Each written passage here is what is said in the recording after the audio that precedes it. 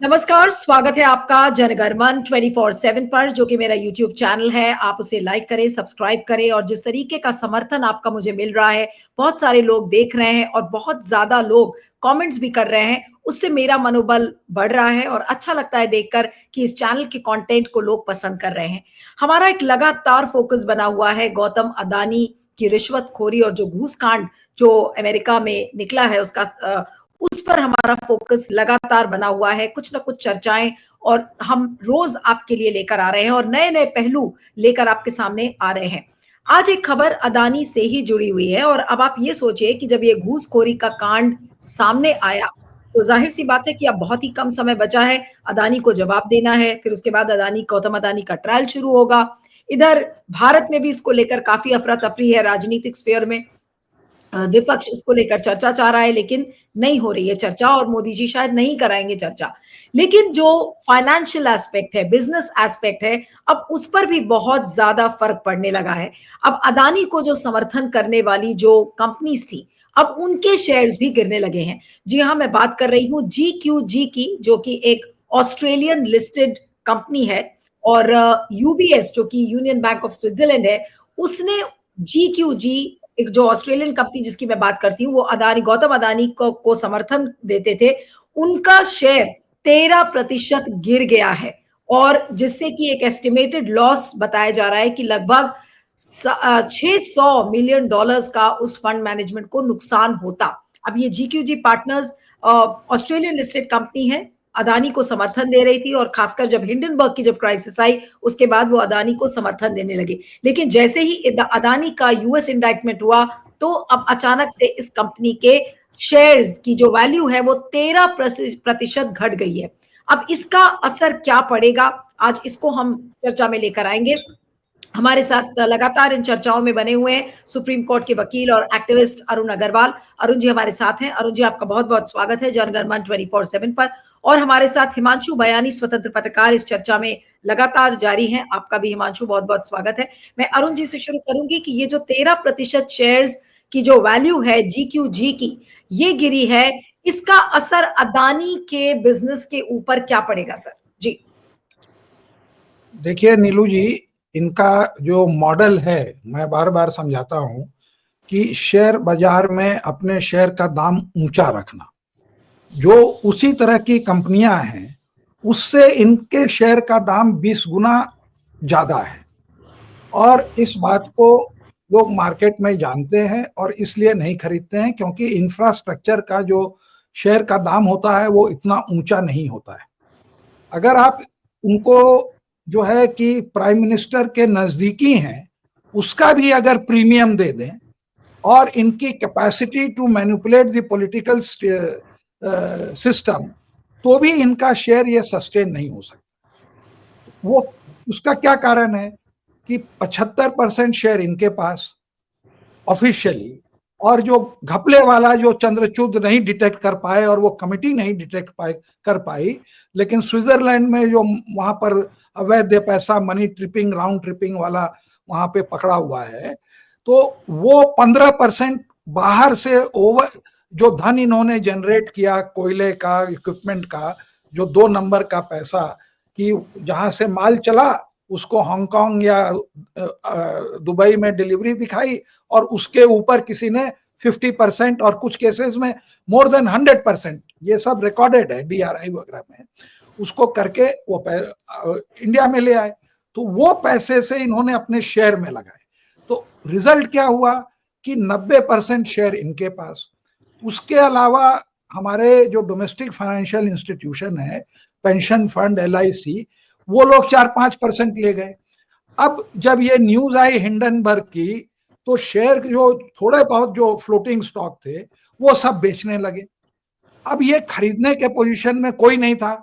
State bank को तो ऐसे ही जूते पड़ रहे थे और LIC को भी पड़ रहा था कि ये जो है इन्वेस्टर और निवेशक लॉन्ग टर्म वालों के साथ ये विश्वासघात किए। तो हमने उसमें सुप्रीम कोर्ट में हमने प्रशांत से कहा था कि ये मत पूछिएगा कि क्यों खरीदा, ये पूछिएगा कि क्यों नहीं बेचा। जब इनके पास शेयर थे और इतने ऊंचे दाम हो गए थे जो कि मार्केट के फंडामेंटल से नहीं वो जस्टिफाई होता था, तो उनको बेच के प्रॉफिट बुक करना चाहिए था, लेकिन नहीं किया। क्यों? क्योंकि ये शेयर की वेयर हाउसिंग कर रहे थे। वेयर हाउसिंग का मतलब कि देखिए आपके शेयर फ्लोटिंग स्टॉक नहीं रहे।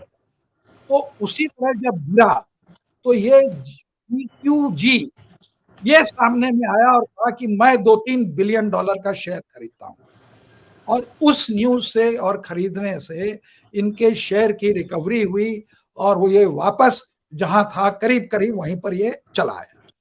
तो ही वॉज दी सेवियर। वैसे आपको शेयर बाजार का उतना नहीं मालूम होगा, नहीं, लेकिन जब लेकिन गोल्डमैन सैक्स, हाँ नहीं, जो हिंडनबर्ग की क्राइसिस हुई थी उसके बाद बचाने का काम GQG ने किया अदानी को। जी हाँ, आपने सही समझा, उसने किया। वैसे ही जैसे कि अमेरिका में जब गोल्डन शार्क का शेयर गिर रहा था 2008 के क्राइसिस में, तो वॉरेन बफेट की जो कंपनी थी बर्कशायर, उसने उसको शेयर खरीदे, तो उसमें लोगों को कॉन्फिडेंस आया कि भाई घोटाला नहीं है, तो उससे ही टर्न अराउंड द स्टोरी, और बड़ा एस्ट्यूट था। तो ये भी हमारे हिंदुस्तानी जो है हीरो, ये जैन है, ये भी जो है उनका पूरा नाम बताएंगे हिमांशु, ये भी चला मुरारी हीरो बनने, तो ये भी वहां जो है उसको सेवियर के तरह लगा है फंड, और भले ऊपर भी हो गया इनका वो उस पीरियड के लिए। लेकिन उसी समय यही जो SEC है उसने इनके एम्प्लॉयज को पकड़ा और इनको लंबा फाइन किया, क्योंकि ये एम्प्लॉयज से एक अग्रीमेंट किए हुए थे कि जो घालमेल होगा अगर सेक पूछेगी तो तुम नहीं बताओगे, और ये डॉक्यूमेंट उनके हाथ लग गए। इसका मतलब ये कुछ गड़बड़ करना चाहता था और अपने एम्प्लॉय से कॉन्ट्रैक्ट किया हुआ था, तो उस समय इनको फाइन देनी पड़ी। अगर आप नेट पर चले जाओगे तो वो मिलेगा। अब क्या हुआ कि भाई हिंडनबर्ग तक तो इन्वेस्टर ने कहा कि तालियां, आपने रॉक बॉटम में खरीदा और ऊपर चला गया, फिर वो जो है सुप्रीम कोर्ट ने नहीं कुछ किया, तालियां, हमें अच्छा प्रॉफिट हुआ। लेकिन द मोमेंट उनका जब अमेरिका में सेक और FBI का निकला, तो उनके इन्वेस्टर एक तो एथिकल लोग हैं और वो जैन नहीं है। आपने शायद बाद में वो हिमांशु बताएंगे कि वो जैन लोग कैसे वेजिटेरियन होते हैं कि जैनी ऑमलेट खाते हैं लेकिन उसमें कहते हैं प्याज मत डालना, लेकिन ऑमलेट खा लो। तो वही हाल है इनका। तो ये क्या किए कि जो है जब ये रिपोर्ट निकली तब भी ये बोले कि नहीं हम तो नहीं बेचेंगे। It is at that time कि इन्वेस्टर जो थे वो बेचना चालू किए, और उसी के साथ ये UBS की रिपोर्ट आ गई। तो जो UBS की रिपोर्ट आ गई और इन्वेस्टर बेचना चालू किए, तो खूब इनका मतलब कि एक यूनिट करीब $3 के आसपास था, वो धड़ाम से गिरा इनका। अब इनकी हालत पतली है, लेकिन अभी भी वो अपने जोश में है कि नहीं हम तो करेंगे। तो जो है, लेकिन देखिए ये यही बहुत बड़ी राहत है, कायदे से उनको बेचना चाहिए था इस बाजार में, वो बेच नहीं रहे हैं। अगर जहां जिसके पास 2 बिलियन का माल है, अगर वो 2 या 3 बिलियन का माल है, अगर वो बेचना चाहेगा तो उसका शेयर गिरेगा। लेकिन तो अरुण जी, वो एक डाउट है छोटा सा, जो मैं दर्शकों की क्लैरिटी के लिए पूछ रही हूँ, क्योंकि सब पॉलिटिक्स और बिजनेस को मिक्स करके लोगों को समझाना पड़ता है। तो अब अगर GQG का 13% स्टॉक वैल्यू गिर गया है आफ्टर UBS एनालिस्ट डाउनग्रेडेड, जो उनका स्टेटस था उसको डाउनग्रेड करने के बाद, तो हम क्या समझे कॉमन मैन के लिए कि अदानी के जो समर्थक हैं अब वो धीरे धीरे क्या अदानी से हाथ खींचेंगे, क्या अदानी के साथ डिसोसिएट करेंगे, क्या हम उसको ऐसे समझें? नहीं, आप ऐसे समझिए कि अडानी का जो बाहर में समर्थक है ये GKQ, उसके जो शेयर होल्डर है उसको जो है GKG में जो है विश्वास नहीं है, कि वो कहते हैं तुम घोटालेबाज के साथ मिले हो, तुम रीजन मिलो। भी तो अदानी है, उसकी वजह भी तो अदानी ही है ना। हाँ हाँ, वो होता है ना कि man is known by the company he keeps. तो right. Birds of the same feather flock together, जैसा भी कहना चाहिए कह लीजिए। तो भाई हम्म। तुम लोग एक मौसरे भाई हो, तुम लोग करो। एक तो है हिंदुस्तानी हो, ऊपर से वहां का वो जो है गड़बड़ करते हो। हम अपना पैसा तुम्हारे इसमें, भले तुम उसको रिवाइव कर लो। लेकिन बहुत लोग होते हैं, और मैं आपको बताता हूँ, ये हिमांशु ज्यादा बताएंगे कि यही जैन लोग होते हैं, बहुत पैसा इन्वेस्ट करते हैं शेयर बाजार में, लेकिन वो कभी भी पोल्ट्री और मांस वाली कंपनी में कभी नहीं इन्वेस्ट करेंगे। वो कहेंगे कि देखिए हम लोग वेजिटेरियन हैं, ये लोग मारते हैं, तो इसको जो है, तो कंपनियां जो पोल्ट्री उल्ट्री वाली है तो उसमें नहीं इन्वेस्ट करते, बोले हम और कहीं कर लेंगे, मेरा धर्म है। तो वैसे ही वो लोग हैं कि हम एथिकल कंपनी में करेंगे, हम क्यों यहाँ पर इन्वेस्ट।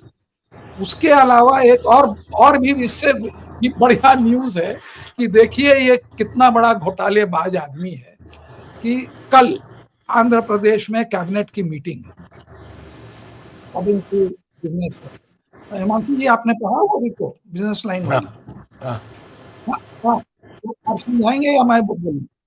आप समझाएंगे तो नहीं आप कंटिन्यू कीजिए आप, क्योंकि मेरे पास ये तो जीक्यूजी को लेकर और एक दूसरी पॉसिबिलिटी की बात है इसलिए। ठीक है, तो क्या हुआ कि इन लोगों की कल मीटिंग है, उसमें 4 गीगावाट इनको 24 में देना है, 4 25 में देना है और 1 26 में देना है।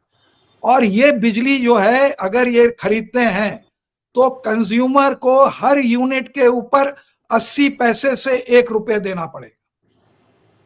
And you cannot imagine how much is 7 gigawatt, बहुत बड़ा नंबर है।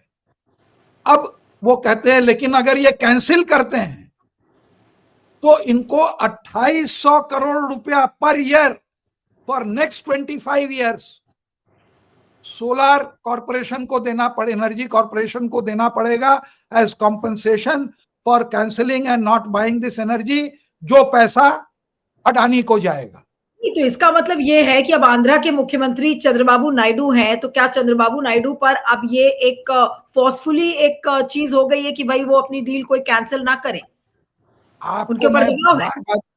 आपको मैं बार बार कहता था ना कि ऐसा ये PPA power purchase agreement tight बनाते हैं, ये नेशनल लॉ स्कूल के जो बच्चे जिन लोगों को should serve the nation but they are serving the corporates, ऐसा बनाते हैं कि आप उससे निकल ही नहीं सकते उस जंजाल से।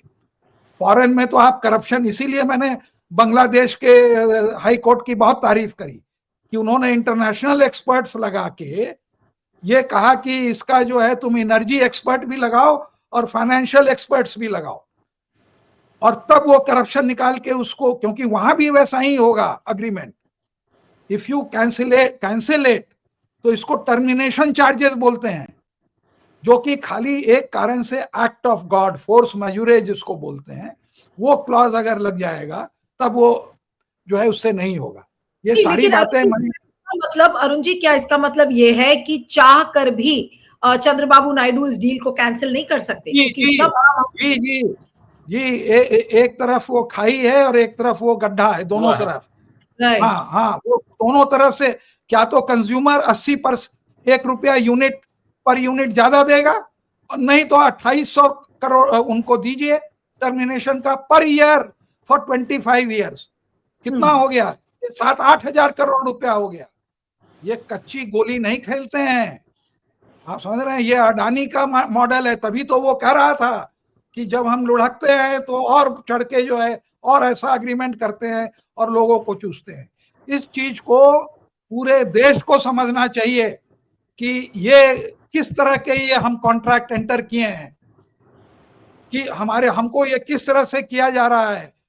वो आज वो एक दूसरे चैनल पर कोई जो आपको हमने कहा कि अगर कोई आदमी हैंडीकैप्ड है या एजेड है, 5 साल के बाद मेरी भी वही हालत होगी, हमको अगर व्हील चेयर में जाना पड़ेगा, अडानी के एयरपोर्ट पे होंगे तो 1500 या 3000 रुपया में देने पड़ेंगे, जो कि आज मुफ्त में वो मिलती है, आप भले जो ले जाता है उसको आप टिप करते हो। तो ये हाल है इनका, ये जिस तरह से एक्सप्लॉइट कर रहे हैं। ये बिजनेस लाइन की न्यूज है, हिंदू ग्रुप का है वो, आप उसमें हिंदू बिजनेस लाइन का है, आज के तारीख में कल ये मीटिंग है।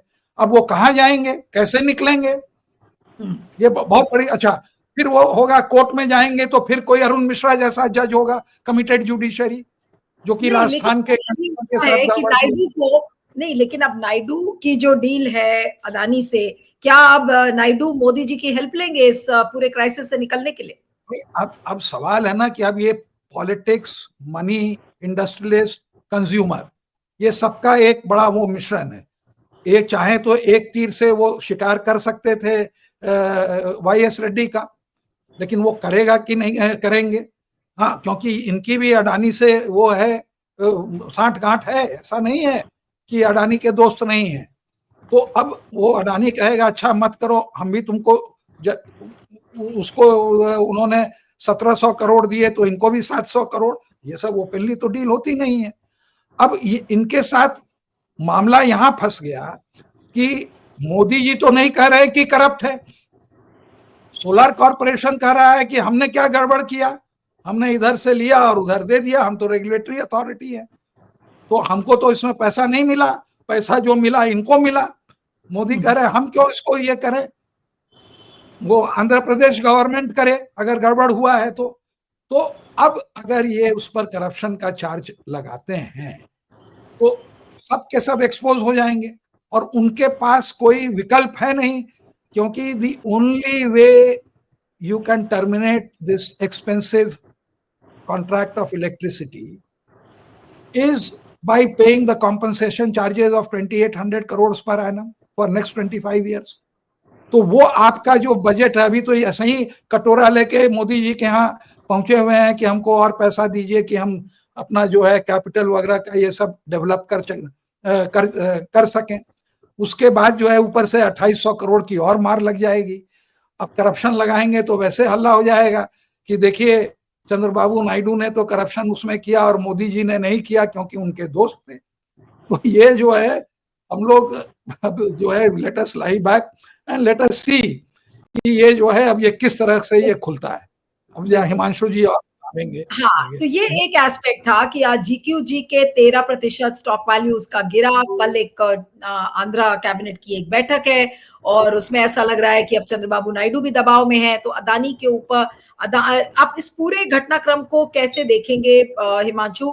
और अदानी की जो मुश्किलें हैं क्या आपको और बढ़ती हुई नजर आ रही है, या आपको लग रहा है कि कोई ना कोई रास्ता अदानी इस पूरे क्राइसिस से निकाल ही लेंगे? क्योंकि जब उनके समर्थक अब हाथ खींच रहे हैं, उनको नुकसान हो रहा है, तो ऐसे में कितने समर्थक उनके साथ बचेंगे? नहीं, इसमें नमस्कार आपके जनगण मन के दर्शकों को, जो भी ये कार्यक्रम देख रहे हैं, अग्रवाल साहब को, आपको सभी को, इसमें एक एस्पेक्ट ये समझना पड़ेगा। इसके शेयर के भाव टूटना शुरू हुए 21 नवंबर से, मतलब 20 तारीख को रात को 3 बजे खबर आई, मतलब वो 21 तारीख सुबह 3 बजे बोल सकते हैं। और 21 तारीख को जैसे ही ऑस्ट्रेलियन मार्केट खुला, यहाँ से 4.5 घंटे अहेड चल रहा है, तो मान लीजिए कि 4:30 बजे जब ऑस्ट्रेलियन मार्केट खुला तब इसका भाव टूटा हुआ है। ये 2.64 ऑस्ट्रेलियन डॉलर्स में ट्रेड हो रहा था वेडनेसडे 20 नवंबर को, सीधा टूट के आ गया 2.13, बाद में रिकवर हुआ 2.31 के आसपास, उसी रेंज में रहा और आज ये बेसिकली टूटा है और 2.02 पे चला गया है। तो समझने लायक बात ये भी है यहाँ पे कि क्या जीक्यूजी के शेयर्स कोई हॉस्टाइल टेक ओवर करेगा वहां पे, क्योंकि ये बेसिकली एक इन्वेस्टमेंट कंपनी है, तो उसके शेयर्स हॉस्टाइल टेक ओवर करके क्या अदानी के बोर्ड रूम में डायरेक्टर की सीट मांग सकता है कोई? पैसा तो लगा है जीक्यूजी का, जीक्यूजी का मान लीजिए शेयर ले लिया और जीक्यूजी के बोर्ड पे कोई चला गया, तो ये जो खेल है, ये खेल ऐसा है जो यहाँ पे हुआ है बेसिकली किंगफिशर के साथ। तो ये जो हॉस्टाइल टेकओवर की आप बात कर रहे हैं, हॉस्टाइल टेकओवर की बात कर रहे हैं, तो क्या कुछ ऐसी let me complete Neelu, sorry, my point is it is a theory, it is a possibility, क्योंकि जो किंगफिशर में हुआ, हार्ट निकाल दिया, मांस निकाल दिया, चमड़ा निकाल दिया, लहू निकाल दिया और हार्ट पिंजर करके उसको पूरा का पूरा कंकाल करके जिस तरीके से खत्म कर दिया एयरलाइन इंडस्ट्री से, कौन था उसके पीछे सबको पता है। किसने उस जमाने में होटल का टेक ओवर किया था, लिकर की ब्रांड की जरूरत थी, स्पोर्ट्स का पूरा माहौल चल रहा था, सबको पता है। आप ये कह रहे हैं कि अदानी का hostile take over, I am coming on that, please have patience. 3200 का फ्लोर प्राइस पे जब एफपीओ आ रहा था, तब किसी ने हिंडनबर्ग का पूरा खेल किया, शेयर का वैल्यूएशन तोड़ा, जीक्यूजी ने इन्वेस्ट किया, जीक्यूजी ने मार्च में इन्वेस्ट किया, जनवरी में हिंडनबर्ग का रिपोर्ट आया, जीक्यूजी ने मार्च में इन्वेस्ट किया। अगर आप उसके पूरे मतलब 1 साल का प्राइसिंग देखेंगे तो जीक्यूजी ने इन्वेस्टमेंट करने के बाद जीक्यूजी का प्राइसिंग ऊपर रहा है, लेकिन अब जिस तरीके से जीक्यूजी का शेयर टूट रहा है, तो मुझे समझना यह पड़ेगा, ऑस्ट्रेलिया में अगर कोई जीक्यूजी के शेयर्स बाई कर रहा है तो क्यों वह जीक्यूजी के बोर्ड पे जाएगा वो बंदा हॉस्टाइल टेक ओवर करके, वहां से फिर डिसाइड होगा कि कैसे अदानी का स्टॉक को क्या करना है, कैसे करना है। तो ये खेल अब अदानी भले इंडिया में मैनेज करे, मीडिया मार्केट जो भी है, लेकिन ये खेल अलग तरीके से चल रहा है, क्योंकि इन्वेस्टमेंट फर्म का शेयर टूटा है और उसका GQG का होस्टाइल टेक ओवर की पॉसिबिलिटी मैं देख रहा हूं, क्योंकि 75% ऑफ कंट्रोलिंग स्टेक्स अभी अदानी कंपनीज का फैमिलीज के पास है, बाकी का जो फ्लोटिंग स्टेक बाहर है, और उसमें जिस कंपनी ने इन्वेस्ट किया है, अगर उसका दाम आप तोड़ के और एक चीज ये भी समझनी पड़ेगी, रशियन ऑयल का जो धंधा हुआ है, गतिक शिप मैनेजमेंट कंपनी वगैरह की जो बातें आई थी, तो वो बहुत सारा पैसा पड़ा है, तो ये शायद इस पैसा ये खेल में लग रहा है, नो डाउट अबाउट दैट। कौन कर रहा है, क्या कर रहा है, फिलहाल ये कहना मुश्किल है, बट जिस तरीके से इकोनॉमिक टाइम्स में जो रिपोर्ट आई कॉन्स्पिरेटर 1 कॉन्स्पिरेटर 2 की, अब ये GQG का मामला, तो इसमें ये समस्या है, इसमें ये चीज देखनी पड़ेगी। दूसरा जो अग्रवाल साहब ने जो आंध्र प्रदेश की बात की, ये डील इस तरीके से की है कि मतलब आगे कुआ पीछे खाई ऐसी हालत है सरकार की, और इसमें चंद्रबाबू नायडू क्यों कुछ नहीं आवाज उठा रहे अब पता चल रहा है, क्योंकि अगर वो हल्ला करते तो उसको 2800 करोड़ रुपया हर साल भरना पड़ेगा, और अगर हल्ला नहीं करते हैं और ये सस्टेन हो जाता है तो कंज्यूमर्स को 80 से 1 रुपया, तो चंद्रबाबू नायडू वैसे ही खत्म हो रहे हैं। आप समझने की कोशिश कीजिए, वो अगर सपोर्ट दे तो भी खत्म हो रहे, सपोर्ट ना दे तो भी खत्म। चंद्रबाबू नायडू की पॉलिटिकल करियर अभी इस मुद्दे के ऊपर आधारित है। इसका मतलब ये है कि नायडू की जो चुप्पी का कारण है वो यही है, अदानी के ऊपर वो इसीलिए कुछ नहीं बोल रहे थे, और अभी कुछ बोल भी नहीं पाएंगे आगे के दिनों में। नहीं, यही है, जगन मोहन रेड्डी की सरकार ने जो ये किया है, जिस तरीके से एग्रीमेंट वगैरह सेकी के साथ या जो भी हुआ है, अब ये समझने की बात है। अब जो यूएस कोर्ट में जो एलिगेशन लगे हैं ब्राइबरी के चार्ज के, अब वो समझने पड़ेंगे, और सेकी की जो चुप्पी है अब वो समझनी पड़ेगी, क्योंकि अगर आपको 2800 करोड़ हर साल देना है तो क्या ऐसा एग्रीमेंट आप करोगे कभी? और इसमें चंद्रबाबू नायडू का करियर खत्म हो रहा है, समझ लो आप, नया लीडरशिप पूरा वहां पे शुरू हो जाएगा, या तो आपको वो बर्डन बेयर करना पड़ेगा। कौन सा बर्डन? 80 पैसा रुपए वाला, वो आप पास ऑन नहीं करेंगे। आपके लिए 2 सेकंड के लिए आपको रोक रही हूँ, आप कह रहे हैं कि अदानी की वजह से अब चंद्रबाबू नायडू का करियर खटाई में पड़ गया है। अदानी और सेकी के थ्रू, ये जो सेकी ने जो ये किया है ना, सेकी ने बेचा है इसको, समझो आप मेरा पॉइंट, वो बिचौलिया था, बेचा है। हाँ, तो वो बिचौलिया है, किया है। हाँ, तो पास थ्रू है गवर्नमेंट, हाँ, सेकी पावर सब जगह से प्रोक्योर कर रहा है, और SEBI is the agency. So now you to understand why SEBI is silent.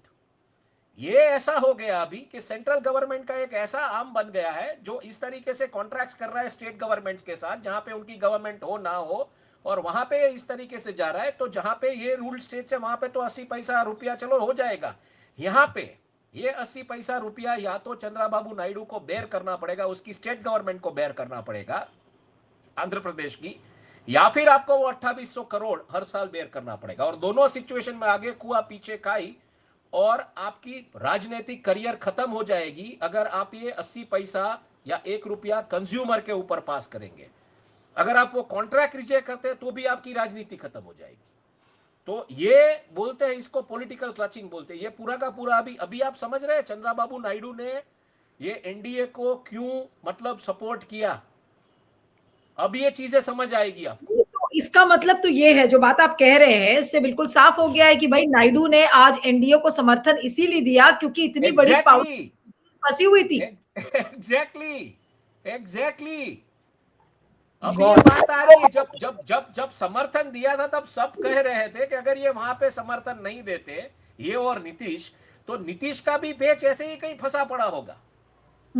ये कैसे बाहर बातें आती है समझना पड़ेगा, ये पेच ऐसा ही कुछ फंसा पड़ा होगा सेकी के जरिए। ये तो अपने आप में बहुत बड़ा खुलासा है, ये तो अपने आप में बहुत बड़ा खुलासा है। जो चीजें ये मेरा खुलासा नहीं है, ये खुलासा है इसका अपने जो बिजनेस लाइन के 2 रिपोर्टर्स है, ऋचा मिश्रा और जानकी कृष्णन, इन्होंने एक खुलासा किया है। ये जो रिपोर्ट जिसके बारे में अभी अग्रवाल साहब ने बात की, तो आपको अब समझ आता है कि चंद्रबाबू नायडू क्यों चुप थे और क्यों सपोर्ट दिया। क्यों, मतलब बात ये आ रही थी कि जब ये बीजेपी ने क्यों ये कह दिया कि हम सरकार में नहीं बैठ रहे 2 बजे तक, और 2 बजे के बाद इन्होंने फोन करना शुरू किया और ये फोन नहीं उठा रहे थे। अब समझ आ रहा है कि वो फोन क्यों नहीं उठा रहे थे।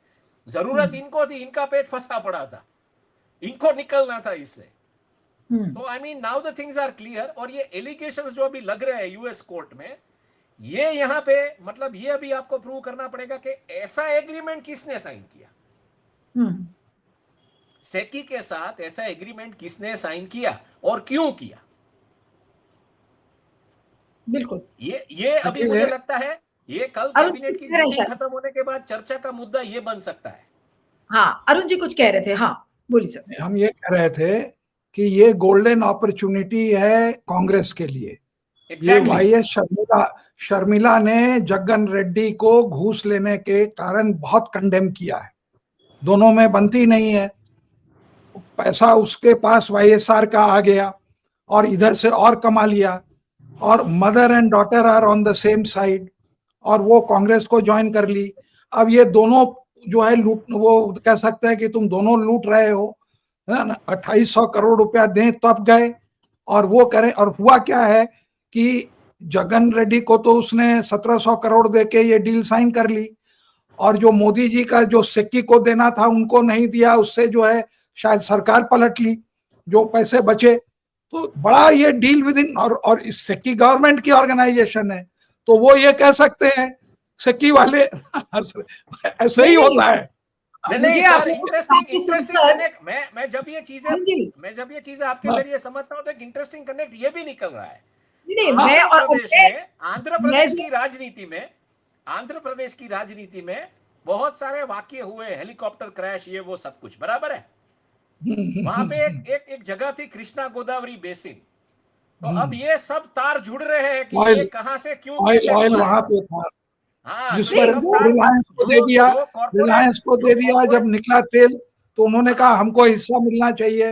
हाँ, तो ये पूरा का पूरा कॉर्पोरेट वॉर का जो डॉट्स कनेक्ट हो रहा है, अब उसमें ये राजनीतिक पटल सब आ रहा है। उड़ीसा का भी कुछ आएगा मुझे लगता है, वेट एंड वॉच नहीं, मैं कीजिए। वही सोच रही थी, आप दोनों की बातें सुनकर मैं सोच रही थी कि आज तो चंद्रबाबू नायडू का ये क्लियर हो रहा है कि भाई वो कितनी बड़ी ट्रबल में है।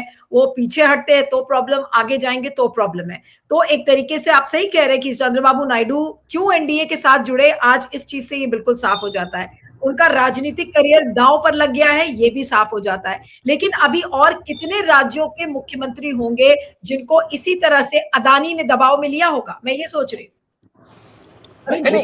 अदानी ने सेकी को बेचा है। एक मिनट, अदानी ने सेकी को बेचा है, सेकी ये कर रहा है। सेकी की क्यों चुप की है इस मुद्दे के ऊपर? एग्जैक्टली। देखिए बात ये है, सेकी क्यों चुप है इस मुद्दे के ऊपर? सेकी चुप है।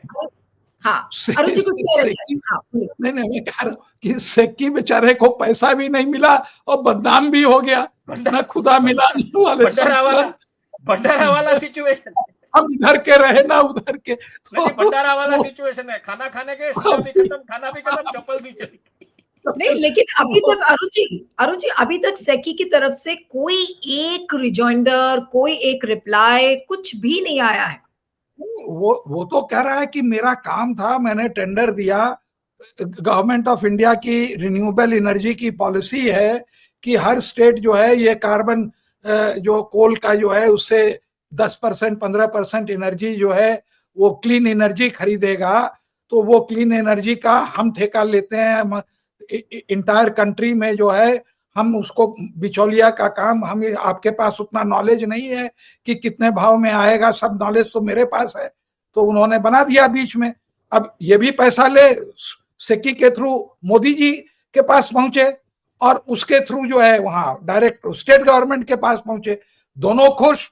अब ये दोनों खुश के बीच में वहां अमेरिका में निकल गया और क्वांटिटी निकल गई कि कितने पैसे दिए।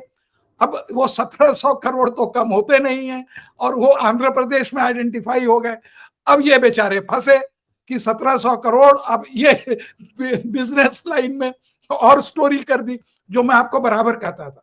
इसलिए कहता था कि वाकई मैं ये पीपीए से वाकिफ हूं, मैं 2 साल लड़ा हूं, और वो पीपीए में मैंने जो होल पंच किए उसके कारण मैं यहां पर जीता, एक एक चीज दिखाया कि पीपीए में।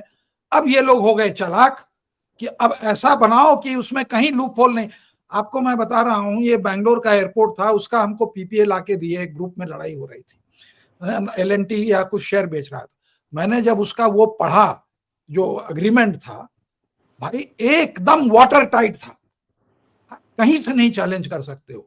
उसी का ये 200 300 करोड़ रुपया खाली लेते हैं। एक फर्म का एक पीपीए में पूरे साल का प्रॉफिट और खर्चा निकलता है, ये हाल है। तो जो मैं आपसे कह रहा था, एक तरफ मजाक है, एक तरफ सीरियसनेस है। तो मतलब कंज्यूमर तो दोनों तरफ से मारा गया। अब ये अपॉर्चुनिटी है कि शर्मिला को एकदम चंद्रबाबू नायडू के खिलाफ जो है बिगुल बताए, जो आपको मैं कह रहा था कि ये बड़े लेजी है कांग्रेसमैन, एकदम बिगुल बजा देना चाहिए कि वही पैसे से, अडानी के पैसे से ये पावर में आया और ये जो है इसको अब ये कर रहा था। लेकिन क्या करें, चंद्रबाबू नायडू, इन fairness, he should have acted before this came out in the open.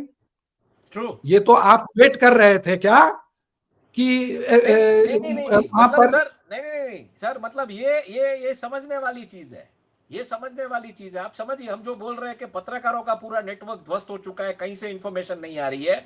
Chandrababu Naidu भले अपने आप को season politician, IT man of India समझे, लेकिन उनके पास भी शायद ये इंफॉर्मेशन आई ही नहीं होगी तब, और ये जब समर्थन की बात आई होगी तब आया होगा कि ठीक है आप मत दीजिए समर्थन, इसके लिए तैयार नहीं होगे, तब उसको समझ आया होगा कि ये क्या हो गया है। हिमांशु जी, हम ये कह रहे हैं कि चंद्रबाबू नायडू को बिफोर दी एफबीआई वहां पे या सेक की रिपोर्ट आई, उसके पहले तो ये मालूम था कि इस तरह की हमारी कमिटमेंट है, डील है। बिल्कुल बिल्कुल। तो वो चुप क्यों रहे? He should have picked it up ना। क्योंकि अगर वो बोलते तो 2800 करोड़ का साल का चूना लगता उनको। नहीं तो बोलते तो अब तो लगी नहीं, वो तो ऐसे भी लगता, कंज्यूमर को लगता। वो ये सोच रहे थे कि कंज्यूमर को लगे तो चूना। नहीं सर, अभी हमको ये समझना है कि सही वाकई में 80 पैसा पास होने वाला था, रुपया पास होने वाला था, या ये पक्का है, नहीं पक्का है, समझ गया। लेकिन चंद्रबाबू नायडू का कैलकुलेशन क्या था, 80 पैसा, रुपया या सवा रुपया, 1.5 रुपया? क्योंकि वो चुप रहे, उसमें कुछ होगा। अरे उसमें थोड़ा निगोशिएट कर लिए होते। हाँ। भाई 1 रुपया पास ऑन हो रहा है तो 80 पैसे करके 20 पैसे उनके जेबा में। यही काम तो जगन रेड्डी ने किया। बिल्कुल। वो तो सेकी से आप लेके 80 पैसा रुपया पास करोगे, लेकिन चंद्रबाबू नायडू का कैलकुलेशन क्या था, सवा से 1.5 रुपया लेने की उनकी गिनती थी। वो मतलब बाकी का 25 पैसा जेब में जाने वाला था चंद्रबाबू नायडू के। सेकी तो एक बीच में है कि वो सेंटर का हिस्सा सेकी पहुंचाता है, खुद ले या वहां पहुंचाए, थोड़ा ले, 10% ले, 90% पहुंचा दे। देखिए ये घूस का जो तंत्र बना हुआ है ना, जैसे आपको मैं बताऊं, इसमें गलत मैं नहीं कह रहा हूं, आप यूपी में चले जाइए, कोई भी कॉन्ट्रैक्ट होता है वहां पर नीचे से एग्जीक्यूटिव इंजीनियर का, जो वहां पर ओवरसीयर से लेके सुपरिटेंडेंट इंजीनियर, चीफ इंजीनियर का पैसा बना हुआ है परसेंटेज में, क्योंकि ऊपर में उसको बहुत जगह से आता है तो वहां कम हो जाता है, और उतना काट के वो पहुंचा देता है, सब कोई कुचला जाता है। It is a very organised racket everywhere, आप कहीं भी चले जाइए, है ना। तो ये कोर्ट में भी होता है कि अनऑथराइज्ड एम्प्लॉइज काम करते हैं, वो पैसा कमाते हो गई।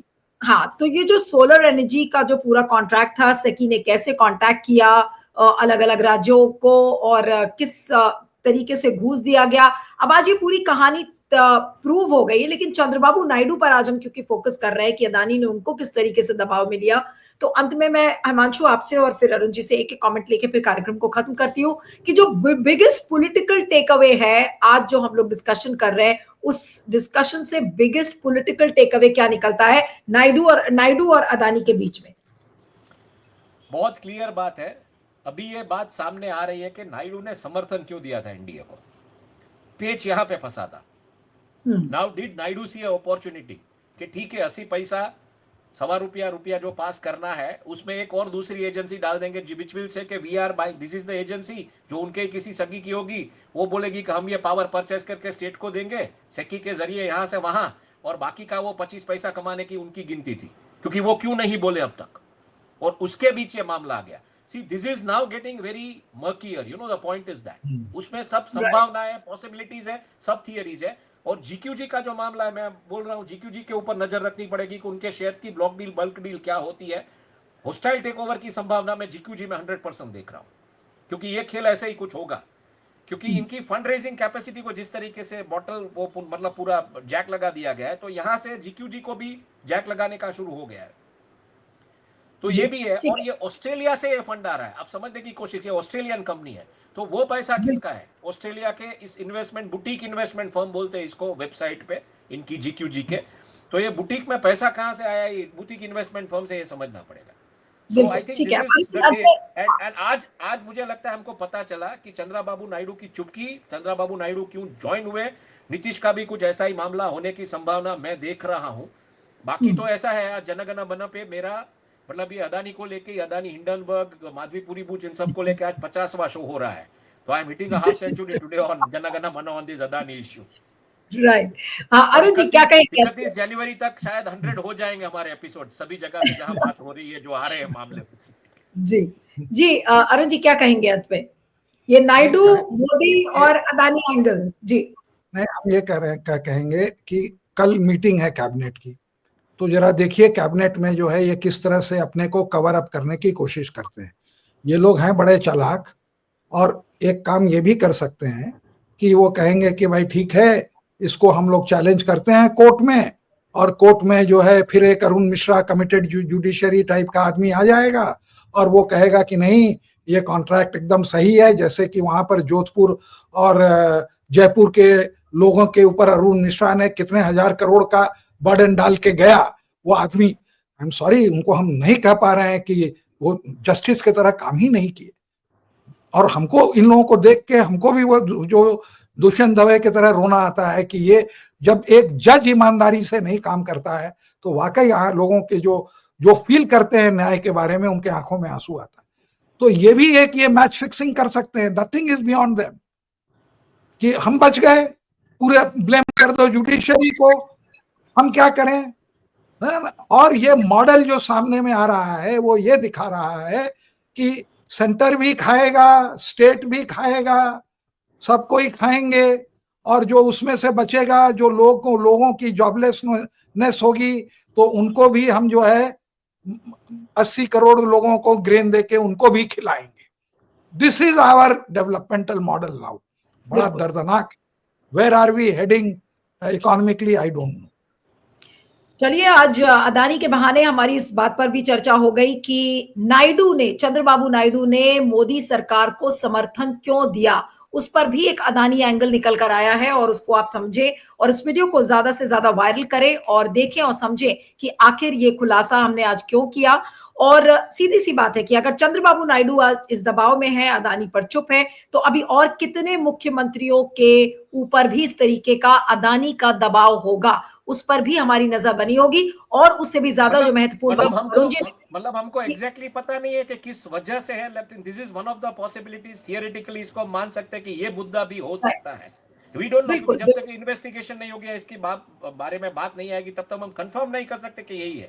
लेकिन ये पॉसिबिलिटी 100% है। और दूसरा, जीक्यूजी के शेयर्स पे नजर रखनी पड़ेगी। मुझे लगता है उसका होस्टाइल टेक ओवर 100% होगा। बिल्कुल। और हमारी निगाहें बनी होंगी कि कल चंद्रबाबू नायडू की जो बुलाई हुई कैबिनेट मीटिंग है, उसमें क्या कुछ होता है और क्या कुछ खबरें वहां से निकल कर आती हैं। सबसे बड़ी बात तो वो है। चलिए, आप दोनों का बहुत बहुत शुक्रिया। Arun ji, Himanshu, thank you so much for joining Janagan Man. Thank you.